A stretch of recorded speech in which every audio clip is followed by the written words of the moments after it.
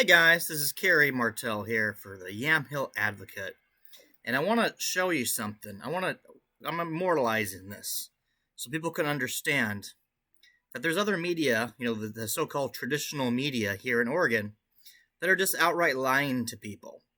Okay, so the Oregonian, right now time is it?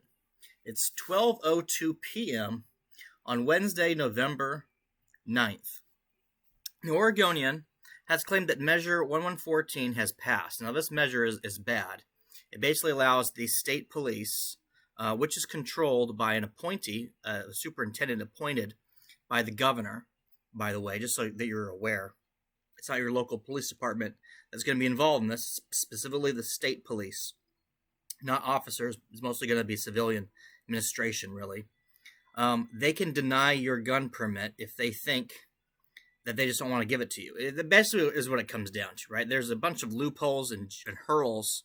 It's basically designed to prevent lawful ownership of firearms to residents who have committed no crime.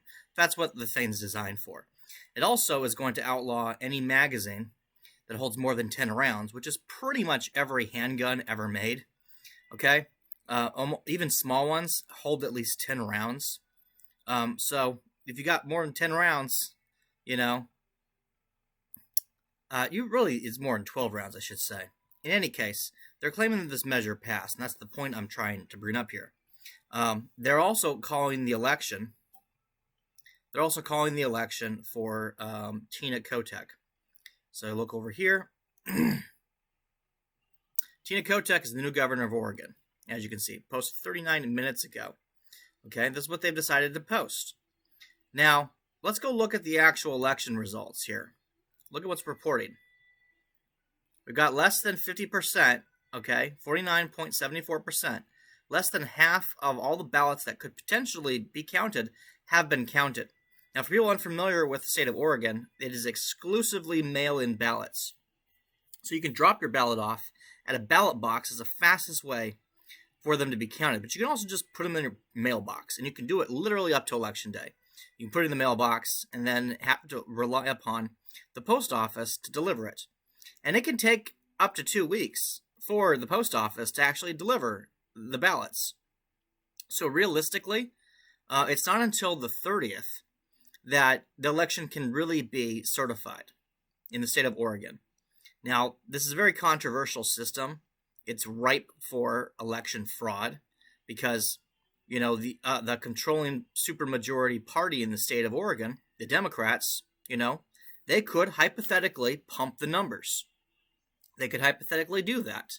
Okay, all they have to do is put a bunch of ballots, stuff them, through the mail, postmark them. It's possible for them to do that. Okay, and it's very difficult for them to be proven to have done this.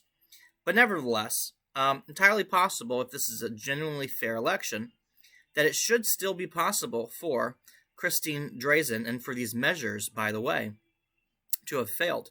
They're barely passing. See if I can get the measures up here. I don't have the measures at the moment. So I'll load this up here. So the measures, as you can see, are very, very close. Very close. You can't call it just yet.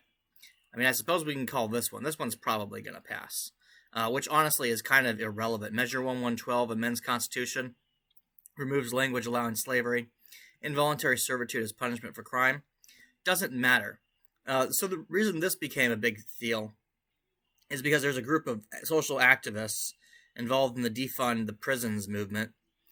They think that if this is struck from the Oregon Constitution, then it means involuntary servitude as punishment for a crime is no longer legal, which is simply not true because prisoners required to do community service and things like that, it's not considered involuntary servitude. It's considered punishment for a crime. So it's still going to be allowed. In any case, it's irrelevant. And of course, slavery is already illegal through federal law. So Measure 113 is the ones that we really need to focus on here. And 114. Measure 113 does seem like it's definitely passing, okay? Ridiculously so. This thing has been designed so that if you have a legislator has 10 unexcused absences from floor sessions, they can not run for election the next term. So this is designed to allow the Democrats, who have a supermajority in Oregon, to get any popular Republican candidates, prevent them from being able to run for election if they refuse to attend a meeting as a way to protest legislation, which is a violation of their free speech. So I fully see that this is going to get contested and overturned because this is illegal. This is trying to restrict the free speech of politicians who have been, lawfully elected by the public. It's trying to prevent them from being able to protest legislation by simply not appearing to hold a quorum. Not constitutional. This is a bad measure that at least will probably be overturned. Likewise, I think this one's going to get overturned, but this is the one at dispute here. So this is very, very close. It honestly can still go either way, but they've already called for it. Like, it's literally, within 1% of a margin, and they're already calling it. So dishonest. So dishonest when there's still half of the, state that hasn't had their ballot counted yet. So, but this is what you get, okay? This is what you get from the Oregonian and other types of publications here. They're just dishonest. They are so dishonest. Now, governor election, again, look at this. I'll refresh the page just so you can see, right?